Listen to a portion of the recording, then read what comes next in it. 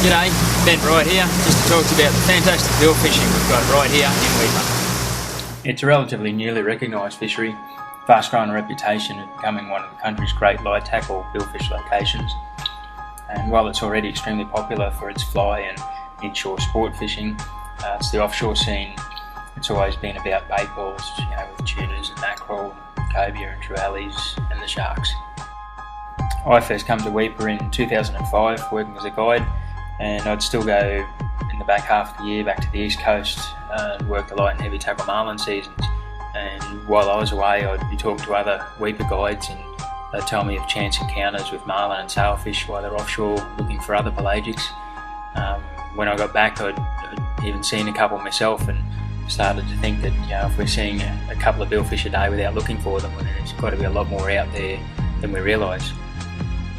One of the problems faced here that makes this fishery a little unique is the sheer volume of bycatch, which are mostly mackerel and tuna and barracuda and little sharks.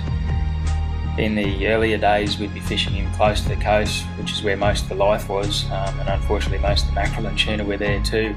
It was pretty hard to troll the traditional billfish baits like garfish and mullet and even pusher style lures, because you just go through so much bait and or lures in a day, and it just wasn't that much of a feasible option. The solution to the bulk of the bycatch issue is to start concentrating efforts further offshore, away from the main tuna and mackerel concentrations. I'm looking at sea surface data, satellite data on the internet, and can quite accurately determine where the nice water is offshore.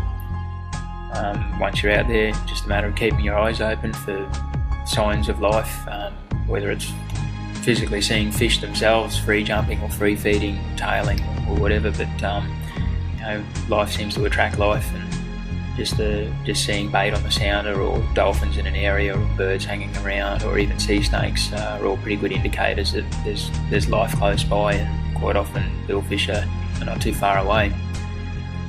The bulk of the fish that we get here certainly indicates that it's more of a sail fishery, although we do get a bit of a run of juvenile black marlin, and quite often they're very tiny here, and it's quite interesting. It's a little bit out of sync with what happens on the east coast. It sparks a little bit of debate, conversation about the origins of our fish compared to those on the east coast. We do, however, get a bit of a run of larger marlin, commonly in the 40 to 60 kilo bracket, and a good way to target them while you're fishing out there is just run a slightly larger bait, and maybe a queenfish or a small tuna or madfish or something. We do get even bigger fish at times, and the biggest fish I've come across out here were mackerel fishing at the time, and hooked about a 5 or 6 kilo Spanish mackerel on a little jig, and while we're fighting it, a marlin came and ate it. It's a fish about 350 pounds, pretty spectacular as it happened, and we got lucky, stayed attached to it for a couple of hours and ended up landing him. One of the other issues we face in Weipa is the lack of a good reliable bait supply. What a lot of the guys do is import their own garfish from out of town and get them up by the carton. You can catch your own gars up here just with a cast net, but it's not terribly reliable, and it's a bit time consuming and not particularly cost effective way of doing it either. Most of the other baits can be fairly easily caught up here yourself, like with a cast net to catch mullets if you like, but you get your smaller queenfish which can be used as a bait for a larger marlin, along with small tunas or even madfish. The larger queenies and tunas can be, belly strips can be taken off them and turned into teasers. And on the beacons, this is where we jig the live baits. They're only a small type of trevally. They don't troll particularly well when they're alive, but they are a pretty handy pitch bait if you get a pot of sailfish up. A pretty typical day for me bill fishing out of Weipa would be to launch the boat around sunrise just down at Evans Landing, and then run out to the beacons and using little sabiki jigs, jig some live baits that I would keep as pitch baits for the day. A dozen to 15 is usually plenty.